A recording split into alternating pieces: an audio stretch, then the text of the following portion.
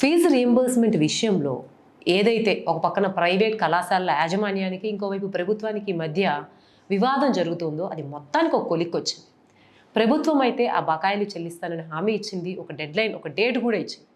అయితే ఈ fee reimbursement వివాదాన్ని కనుక మనం గమనిస్తే గత బీఆర్ఎస్ ప్రభుత్వం అధికారంలో ఉన్నప్పటి నుంచి దాదాపు ఇప్పటి వరకు చూసుకుంటే 10,000 కోట్లు బకాయిలు పేరుకుపోయాయని, అవి వెంటనే చెల్లిస్తే తప్ప తాము స్టూడెంట్స్కి మళ్ళీ నెక్స్ట్ ఇయర్ అడ్మిషన్స్ కానీ వాళ్ళని జాయిన్ చేసుకోవడం కానీ కుదరదని ప్రైవేట్ కళాశాలలు తేల్చేశాయి. అయితే కాంగ్రెస్ ప్రభుత్వం ఏదైతే అధికారంలో ఉందో ఆ ప్రభుత్వం ఏం చెప్తుంది అంటే, మేము డైరెక్ట్గా విద్యార్థుల ఖాతాల్లోకి ఫీజు రియంబర్స్మెంట్ డబ్బులు ఏవైతే ఉంటాయో అవి వేస్తాము, తర్వాత ఆ విద్యార్థులు తమ ఫీజులు ఏవైతే ఉన్నాయో అవి యాజమాన్యానికి చెల్లిస్తారు అని చెప్పేసి ఇంకో కొత్త నిబంధనని, ఇంకో కొత్త నియమాన్ని తీసుకొచ్చింది మధ్యలో. ఇది తీసుకొచ్చిన తర్వాత ఈ నియమాన్ని వ్యతిరేకిస్తూ ఇలా గనక ప్రభుత్వం డైరెక్ట్గా విద్యార్థుల ఖాతాల్లోకి గనక ఫీజు రియంబర్స్మెంట్ డబ్బులు ఇస్తే వాళ్ళు సక్రమంగా అవి చెల్లిస్తే పర్వాలేదు, ఒకవేళ వాళ్ళు ఆ డబ్బులు చెల్లించకపోయినా సకాలంలో వాళ్ళు వేరే అవసరాలకు వాడుకున్నా ఏళ్ల తరబడి వాళ్ళు అటు ఆల్రెడీ జాయిన్ చేసి ప్రభుత్వం ఇచ్చేటువంటి దాని మీద వాళ్ళ మధ్యలో పంపించలేరు, ఇటు ఉంచుకోను లేరు. వాళ్ళు వేరే దాని మీద ఖర్చు పెడితే యాజమాన్యాలకి ఎటువంటి జవాబుదారీతనం ఉండదు.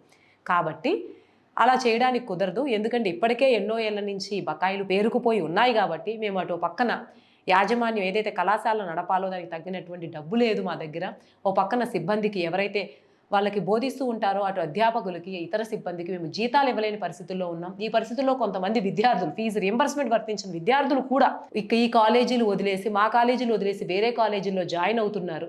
ఎందుకంటే మేము డబ్బు లేక సరిగ్గా నడపలేకపోవడం వల్ల ఇన్ని సమస్యలు ఉన్నప్పుడు మళ్ళీ గవర్నమెంట్ ఈ కొత్త రూల్ తీసుకొస్తే ఎట్లా, ఈ కొత్త జీవోలు తీసుకొచ్చి మళ్ళీ విద్యార్థుల ఖాతాల్లో వేస్తే ఎట్లా అని చెప్పేసి వాళ్ళు కోర్టుకు వెళ్ళారు, హైకోర్టును ఆశ్రయించారు. సో మొత్తం మీద ఇదంతా వాద ప్రతివాదాలు అంతా అయిపోయిన తర్వాత ఏదైతే వాళ్ళు జీవో తెచ్చారో దాని మీద ప్రభుత్వం ఇప్పుడు ఒక తేదీ ఇచ్చిన తర్వాత ఆగస్టు 20వ తారీఖు వరకు జీవో మీద ఉన్న స్టేను కూడా హైకోర్టు ప్రభుత్వం ఎత్తేసింది. అయితే దీనికి ప్రభుత్వం ఇచ్చినటువంటి హామీ ఏంటంటే ఈ 31వ తారీఖు అంటే ఈ జూలై 31వ తారీఖు కల్లా మొత్తం ఉన్నటువంటి పాత బకాయిలు ఏవైతే ఉన్నాయో అవన్నీ చెల్లిస్తాం. అంటే పాత బకాయి ఈ విద్యా సంవత్సరానికి సంబంధించినవి గతంలో ఉన్న బకాయిలు. ఇప్పుడు ఆగస్టు 15 లోపు మొదటి విద్యా సంవత్సరం, ఇంజనీరింగ్ 4 ఏళ్ళు కాబట్టి మొదటి విద్యా సంవత్సరంలో ఉన్నటువంటి స్టూడెంట్స్ అందరి ఫీజులు ఆగస్టు 15 కల్లా చెల్లిస్తాం.